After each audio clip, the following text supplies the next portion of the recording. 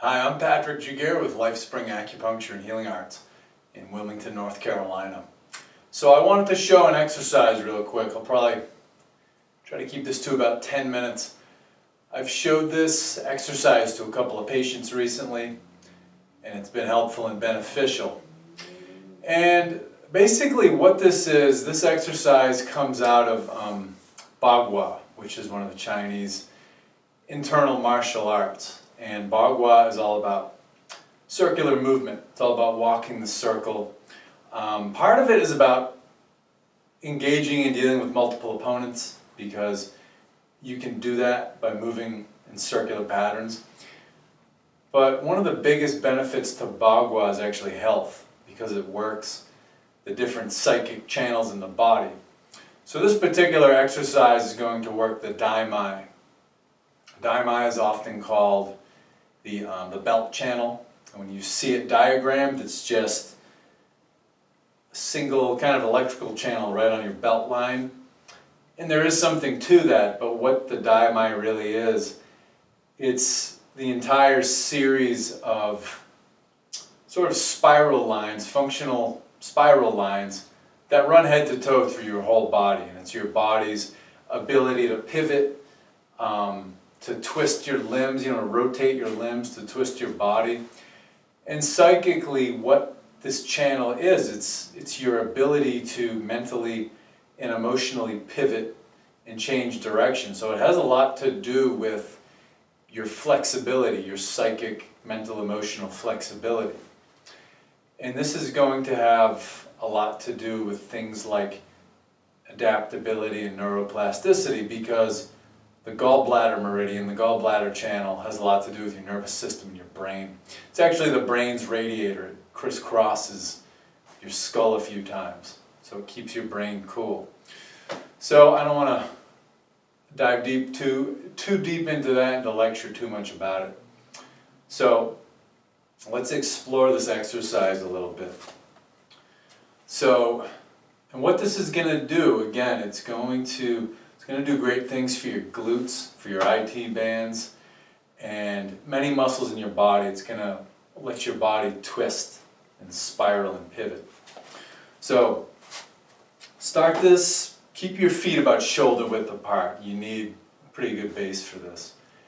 And then you're going to have your hands in this holding the bowl position, or embracing the tree. People call this different things, from a profile, something like this. So you shoulder width, you get some bend in your knees. You want your legs to be roughly like a crescent moon. You don't have to bend too much, but never a lock. Because especially dealing with this channel, with this Dai Mai, you're going to stagnate it. When you lock your knees, your energy cuts right at the midline. Well, not the midline, your midsection around your waist. So anyway, about shoulder width apart, some bend in the knees, hold the bowl. And what we're going to do, let me show you, and I'll do a little kind of talk through it. So, and with this exercise, the goal is we're going to turn around 360 degrees. So you'll face, in the end, you will face the same direction we started. So I'll go left first. You see my feet starting to pivot. And now I'm facing you again. When your hand in this sort of V configuration, it's called the tiger's mouth, often in Chinese martial arts. I'm basically looking down this like a gun sight, back to the camera, back to my original direction. So I'm feeling this in my hips, my IT bands, I'm feeling it in my ribs, kind of even in my lats. So then I'll come back to the start. Let's go right this time.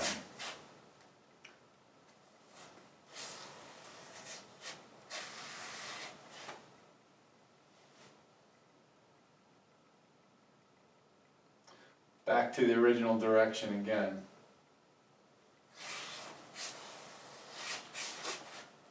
Okay, let's talk through this a little bit. So what I'm doing, let's say I want to go left again. My first move, I'm going to, so I've got my midline right here, which is,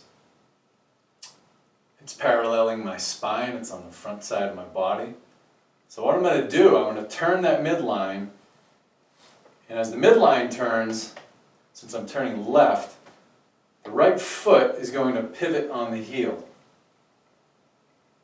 And so when that foot basically doesn't have any more pivot, and it's roughly 90 degrees from where it started, it's out to that left side, I'm going to keep this midline in my spine pivoting. I'm going to pivot on the left foot, and then that left foot is going to face away from my original direction. Then I'm going to pivot on that right toe, and then maybe a little more on that left heel. Now at the upper body, I'm going to break this holding the bowl. I'm going to come over the top with my right hand, come up from below with my left, and get a little more twist out of my spine. This looks really confusing, but there's less going on here than you'd imagine. And then to come back, go back to holding the tree or the bowl. Just unwind everything you did. So, I don't want to get too picky and too technical about what foot does what when. I think kind of a more intuitive approach is really how you should do it. And that's how I learned it. You don't learn as fast. Like if I stood here telling you exactly what to move when, you'd pick it up a lot faster, but you won't feel what's going on in your body so much. So let's just kind of do a rough, a little close to this table here, rough little overview here. And just follow along and practice this. So let's go right this time. So I'm holding the tree, holding the bowl. So I'm going to pivot my spine. So I'm not going to turn my hedges now. I'm going to move my whole spine as one continuous unit. And then as my spine turns, pivot on that left heel.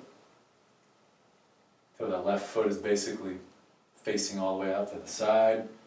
And I'm going to keep that going with a straight spine. Pivot on the right heel. Turn that right heel away from your original direction, 180 degrees. Then pivot on that left toe. Pivot on that right heel. Again a little more. Now I'm going to twist my spine. Left hand, so I break the bowl. Left hand goes over the top. Right hand comes up. I'm looking down at tiger's mouth like a gun sight, back to my original direction. Come back, hold the bowl, and just pivot on the toes and heels. Come back to the direction you originally faced. Let's do this a few more times. I'll wrap it up, and it'll just be on you to practice it and just kind of use your intuition to learn it.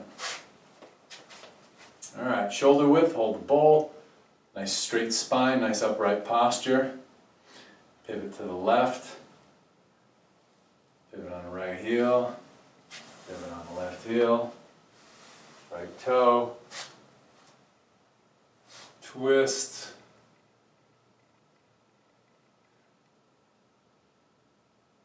So what you'll see, this arm, it's not straight, it's not bent. It's got that crescent moon shape.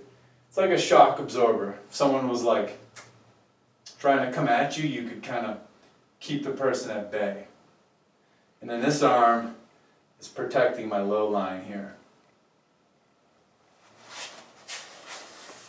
Let's go right. So I'm going to go right, pivot on the left heel, right heel, left toe, twist.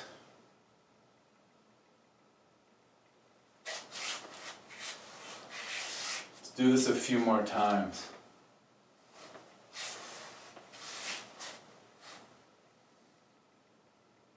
So it'll do a lot for your flexibility. It's going to hit your flexibility and mobility in a very different way than something like yoga or just classic static stretching.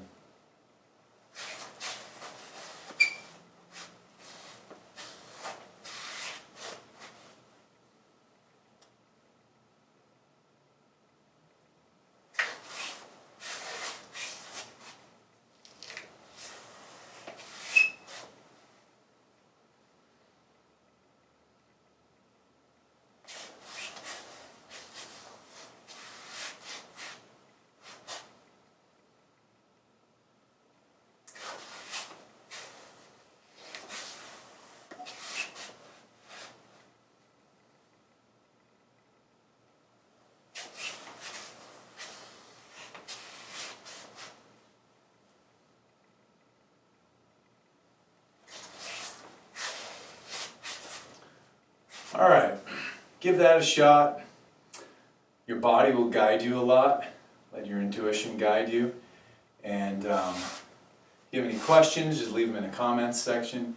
Feel free to email me. And hope you have some fun with this. And lastly, don't beat yourself up if you can't do it the exact same way that I do it.